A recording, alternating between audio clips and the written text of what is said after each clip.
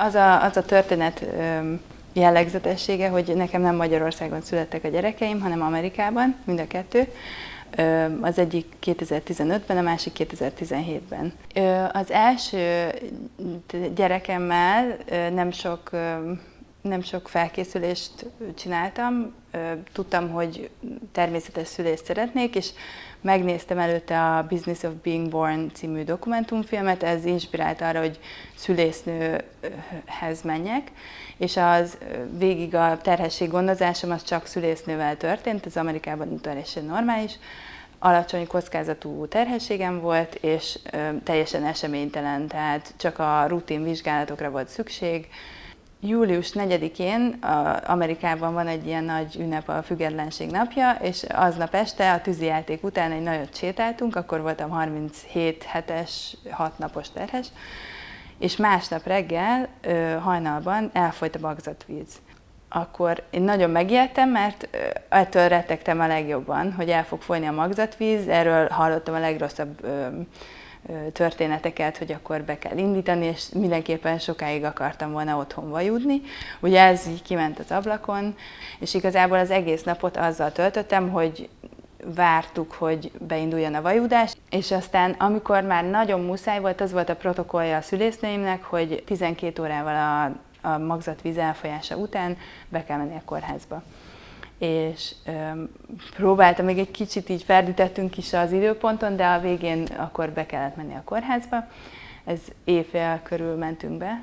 Igen, megállapították, hogy elfolyt a magzatvíz, és megvizsgáltak, és ekkor szembesültünk azzal, hogy sajnos nagyon az elején van a dolog, mert hogy csak 1 centiméter voltam, ami ugye kevesebb, mint 1 ujjnyi a magyar számolásban. Megbeszéltük, hogy oké, akkor most be fogják indítani a szülést, de mivel nem volt semmennyire kitágulva a méhszájam, vagy hát nagyon picit, ezért azt javasolták, hogy egy méhszájérlelőt adnak szájon át, ez a Cytotec nevű gyógyszer, és több adag, tehát van egy tabletta, azt elnegyedelik, és 2 óránként adják be. És hajnal 1-kor megkaptam az első adagot, kaptunk egy ilyen előkészítő szobát, aminek nem volt ablaka, tök hideg volt, tehát nagyon ilyen barlangérzése volt, de nem jó értelemben, hanem egy kicsit elhagyatva éreztük magunkat. A férjemmel voltunk csak ketten. És nem is néztek nagyon ránk, azon kívül, hogy néha elmozdult a CTG-nek hívják magyarul, akkor bejött a nővér, megigazította, illetve amikor jöhetett a következő adag, akkor bejött és beadta. Körülbelül olyan hajnal 5-kor, tehát olyan 4 órával azután, hogy megkaptam ezt a méhszájérlelőt, akkor beindultak a fájások elég erőteljesen. Aztán kértem a nővéreket, hogy adjanak valami fájdalomcsillapítót, mert hogy nagyon fájt, de hogy szóval azért éreztem elhagyatva magam, mert hogy semmilyen javaslat nem érkezett arról, hogy tudnánk ezt segíteni, tehát mondjuk egy kis melegvizes borogatás, vagy bármilyen alternatív módszer, csak akkor azt mondta, hogy kaphatok intravénás fájdalomcsillapítót, arra azt mondtam, hogy nem kérek. Valahogy így telt az idő, folytattuk a vajudást, és aztán 7-kor tudtam, hogy 7-ig kell várnom, mert meg fog vizsgálni még egyszer a szülésznő, mielőtt vége van az ő műszakjának, és megvizsgált, és csak 1 centimétert tágultam. És az egyrészt szomorúsággal töltött el, hogy nagyon rossz, tehát nagyon intenzív az érzés, és nem haladunk. Másrészt pedig azt mondta, hogy egyrészt 9-kor, azt javasolt, hogy 9-kor kezdjük el az oxitocint, illetve azt is mondta, hogy délutánra lesz leghamarabb baba. És ez akkor még nem tudtam, de ez egy őrült nagy hiba volt, mert az én fejembe egy ilyen idősíkra helyezte a szülést, és én ehhez mértem a fájásokat. Azt hittem, hogy délutánig így fog fájni, ennyire intenzíven fognak érni az összehúzódások, és ezért, miután megvizsgált és ezt javasolta, mondtam, hogy én ezt nem tudom tovább csinálni, és akkor kérek epidurális érzéstelenítést. És ehhez még azt kell tudni, hogy New Yorkban, ahol laktunk, ott körülbelül 98%-a a nőknek kap a kórházban fájdalomcsillapítást. Tehát, hogy ez teljesen normális, ők nem is szeretik azt, hogy valaki természetesen szül, mert hogy az nem annyira kezelhető akkor mozog, elmozdul, tehát a nővérek nem tudják a nővérpultból figyelni a betegeket, hanem be kell járkálni, és tehát ugye ennek örültek, hogy én így döntöttem. Bejött az aneszteziológus, de valamiért, valószínűleg volt más szülés, vagy valami feltartotta őket, de egy kis csúszással jött be, és mire bejött, én már minden fájás csúcspontján már így sikítottam, annyira fájt. És a férjem kb. A könyökével benne volt a hátamban, tényleg föl voltam tekeredve így az ágyra, azt hittem, hogy tényleg meg fogok halni. És hirtelen, amikor elkezdtek mozgatni, amiatt, hogy ugye akkor be fogjuk adni az epidurális érzéstelenítést, valószínűleg a baba is mozdulhatott, mert éreztem egy ilyen nagy magzatvíz kilökődést, és elkezdődtek a tolófájások. És szóltam a férjemnek, hogy akkor már nem tudtam angolul se, tehát akkor csak magyarul ilyen kulcsszavakban tudtam gondolkodni, és akkor szóltam a férjemnek, hogy szóljon nekik, hogy nekem nyomnom kell, és hogy jön a baba, és megvizsgáltak, mert senki nem akarta elhinni. Ez volt 8 óra 40 perckor, és 7-kor megvizsgáltak, akkor még csak 2 centi voltam. Megvizsgáltak, és teljes tágulás volt, és tényleg ott volt a baba feje, akkor mindenki elkezdett kapkodni, áttoltak a másik, tehát a szülőszobába, és körülbelül, hát nem tudom, 1 perc múlva bent termett a szülésznő, aki az új műszakban éppen kezdte a műszakját.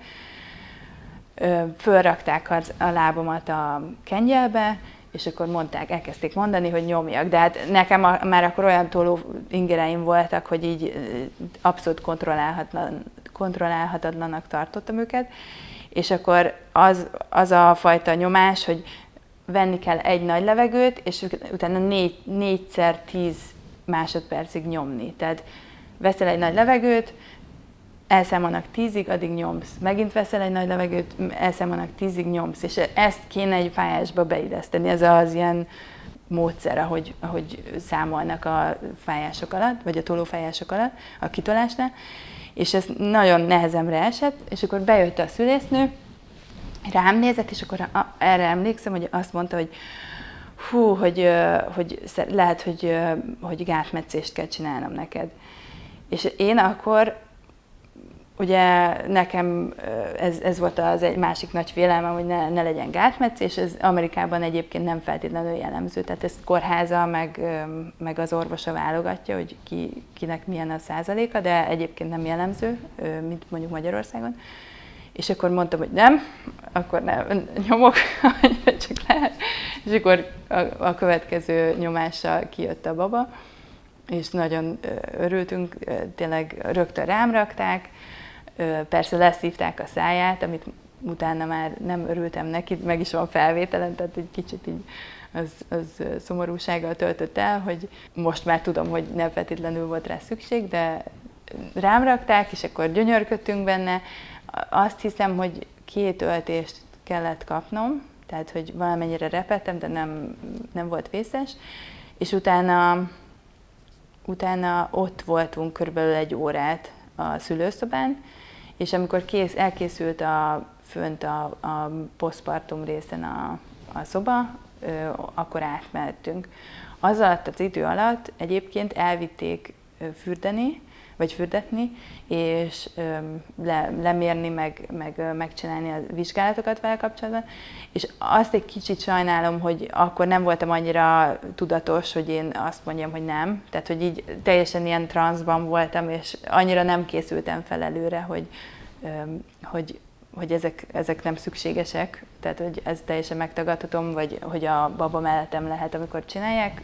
Tehát elvitték, fölmentünk a szobánkba, ami egy másik hölgyel volt együtt, tehát volt szobatársam, és ott vártuk a babánkat, ami nagyon érdekes érzés volt. Meghozták, és utána csodálatos perceket töltöttünk együtt, meg órákat. És akkor másnap reggel, amikor fölkeltem, akkor én 2 dolgot eldöntöttem magamban. Az egyik az volt, hogy dula leszek, tehát ezt elhatároztam, hogy nekem szüléssel kell foglalkoznom, mert nekem megváltoztatta az életemet ez az esemény. A másik pedig az, hogy otthon fog születni a második gyerekem. Tehát, hogy ez a kettő fogadalmam volt, hogy oké, ez tehát nagyjából rendben ment, de nem vagyok teljesen megelégedve az én döntéseimmel, és ezért a következőnél biztos, hogy másképp fogom csinálni. Eltelt 2 év, terhes lettem, vagy hát másfél, terhes lettem a második gyerekemmel, és ahogy pozitív lett a tesztem, már tudtam, hogy kik lesznek vagy a bábáim, de ők még nem ismertek engem, akkor felhívtam őket, és akkor röhögtünk is egyet, hogy kérdezték, hogy most pisiltél rá a tesztre, és akkor mondtam, hogy igen. Tehát, hogy így itt vagyok, légy szíves, vállaljatok el, és el is vállaltak. A második terhesség alatt viszont volt egy ilyen visszatérő félelmem, hogy nem tudtam eldönteni, hogy a testem képes-e megszülni a babámat.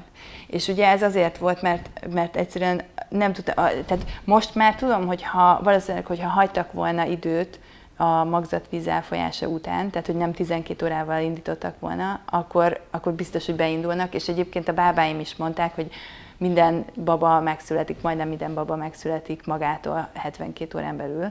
Ez sokszor följött a találkozóinkon, hogy jó, akkor hogy van, mi a protokollatok, mi történik, hogyha elfolyik a magzatvíz, és akkor mi fog történni. Tehát ez nagyon megnyugtató volt számomra, és egyébként más félelmem nem volt magával az otthonszüléssel kapcsolatban. Elég sokat olvastam róla, tisztában voltam a kockázatokkal, tehát én úgy érzem, hogy egy nagyon edukált döntést hoztam. Ahhoz képest, hogy mondjuk most már belelátok, hogy Magyarországon milyen egy otthonszülés, hogy mikkel kell szembenézni, Amerikában sokkal könnyebb ezt meghozni.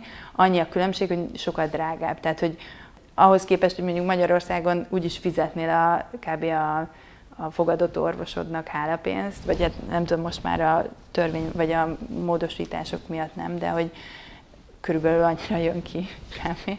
Ez Amerikában ez nem így van, tehát hogyha biztosításod van, akkor mondjuk akár 10-szerese lehet az árán, az otthonszülés ára, hogyha nem fedezi a biztosításod az otthonszülést. Azt mondom, hogy inkább nem tudom, valamiről lemondunk sokáig, mint hogy a szülésemen spóroljak, tehát hogy ez volt egy ilyen kis akadály a szülés, vagy az otthonszülés útjában. Eljött a 40. hét, és tudtam, hogy a 5%-a a nőknek szül meg pontosan a kiírt napján, úgyhogy aznap biztos nem fog megszülni. És elkezdődtek a jelek, de hogy valamiért teljes tagadásban voltam. Elment a véres nyákdugó, és éjfélkor fölébredtem, egészen pontosan 11 óra 46 perckor fölébredtem, és megnéztem az órát, utána vagy becsuktam a szemem, és jött 4 fájás. És kimentem pisilni a 4. fájás után, és láttam, hogy 12 óra 20 perc van. És akkor tudtam, hogy kb. 6 percesek a fájások, oké, akkor kint maradtam már a nappaliban, a labdán ringatóztam 4 kézláb, az nagyon kellemes volt, egyedül lenni, csöndben, és így magamra fókuszálni, tehát nagyon jó érzés volt így vajudni, és egykor éreztem, hogy jó, ez már nem fog visszafordulni, de még mindig tagadásban voltam. Valahogy így az agyam nem bírta feldolgozni, hogy ez most tényleg történik, tehát én azt hittem, hogy így órákig így leszünk. És fölkeltettem egykor a férjemet, föltöltötte a medencét, amit már korábban felfújtunk, hogy készen álljon, de elég lassan töltődött fel, és fölhívtuk a dúlánkat, aki ott termett 10 perc alatt mondjuk, átjött, és egyébként így visszatekintve úgy érzem, hogy annyira nem lett volna rá szükségem, de csak azért, mert úgy alakult a szülésem, hogy nem sok asszisztenciára volt szükségem. Annyit kértem tőle, hogy próbált így, tehát amikor megérkezett, próbált nagyon segíteni, de így én meg teljesen magamba zárkóztam, tehát teljesen befordultam már, ami egy jel lehetett volna, hogy közeleg a szülés, de akkor azt sem hittem el. És mondtam neki, mindenképpen azzal voltam elfoglalva, hogy mérje, hogy mennyi perc telik el a fájások között, mert én nem hiszem, hogy ez így halad. És így elmérte 4 perc, aztán a következő 3 perces volt, aztán a következő 2 perces volt, és így mondta, hogy talán lehet, hogy föl kéne hívni a bábákat. És akkor írtunk egy SMS-t a bábáknak, amit azt mondták, még a korábbi találkozókon, hogy SMS semmiképpen ne írjunk, mert hogy ha kellenek, akkor hívjuk föl őket, mert az SMS-t lehet, hogy nem hallják meg. Úgyhogy írtunk ki nekik egy SMS-t természetesen, akkor felhívott a bábám, és két bábám volt, és egy házban laktak, tehát tök viccesen jött ki. Egyébként Amerikában egy bába kell, tehát nem két bába, hanem egy, és egy asszisztens. Visszahívott minket, akkor beszéltünk, akkor már a fájások alatt nem tudtam beszélni, és mondtam neki, hogy 30 perc múlva beszéljünk újra. Nem tudom, hogy miért nem akartam, hogy jöjjön. Azt hittem, hogy nem akartam rabolni az idejüket, hogy sokáig legyenek nálunk. Alakultak a dolgok, volt székletingerem, tehát el kellett mennem WC-re, aztán egy pár fájást állva csináltam végig, és amikor már nagyon intenzív volt, akkor a labdán így doboltam, és akkor az így ilyen, teljesen így segített benne maradni a ritmusban, és utána beleültem a medencébe, amikor elég víz lett benne. És amint beleültem, tehát ugye nagyon készültem erre a szülésre, dulaként is, meg nőként is, vagy hát anyaként is, és annyi szüléstörténetet hallgattam végig, podcastokat, YouTube videót néztem, és mindenki azt mondta, hogy igen, amikor belemegy az ember a vízbe, az csodálatos érzés, és nekem, ahogy hozzáértem a vízhez, elindultak a tolófájásaim. Tehát nem lett megváltás, hanem még durvább lett. És mindeközben a bábáim nem tudtak elérni minket, mert hogy nem ezzel foglalkoztunk, tehát nem vettük fel a telefont, úgyhogy elindultak. És ők körülbelül 10 percre laktak tőlünk, tehát 1-kor ébresztettem fel a férjemet, 1:30-kor hívtuk fel a bábákat, 1:45-kor indultak el, és én kb. 1:50-kor szálltam be a vízbe, és a vízben már éreztem, hogy itt most elkezdődtek a tolófájások, de én nem tudtam, hogy mi legyen. A férjem lerohant az utcára, hogy várja a bábákat, és a dúlámmal így egymásra néztünk, hogy így most ez mi lesz, most el fogja kapni a babát, vagy valami. De hogy így nem beszéltünk, de éreztük, hogy így most ez már éles. Amikor azt kell még tudni, hogy július volt, és minden ablak nyitva volt a lakásban, a lányom bent aludta a szobájában, nem ébredt fel, de az utcán mindent lehetett hallani. És amikor megérkeztek a bábák, akkor azt mondták a férjemnek, hogy ez már a baba. Mert hogy olyan hangokat hallottam ki, mint egy ilyen ősasszony. Én meg benne voltam a vízben, és nagyon vicces, erre emlékszem, hogy így teljesen transzban voltam, a kezeimet néztem, és így el voltam varázsolva, hogy milyen érdekesek az ujjaim. Tehát a endorfin, meg az oxitocin teljesen elárasztotta az agyamat, és nem bírtam már fölemelni, 4 kézláb voltam a medencében, és már nem bírtam fölemelni a fejemet. Fölrohantak a bábák, és levették a cipőiket, és ennyit láttam, hogy így két pár cipőd megérkezik, és ide jönnek mellém, és akkor így ránéztem az egyikre, és mondtam, hogy nyomhatok, és mondta, hogy igen, és annyira hülye berögződés, hogy megvártam az engedélyüket, hogy nyomjak, ami persze akár nélkülük is történhetett volna, de nem tudom, hogy miért, de szükségem volt valakinek az engedélyére.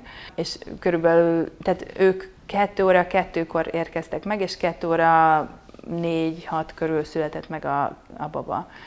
És akkor megfogtam, teljes sok, mindenki nevetett, mert nehéz volt elhinni, hogy ennyi idő alatt megtörtént a dolog.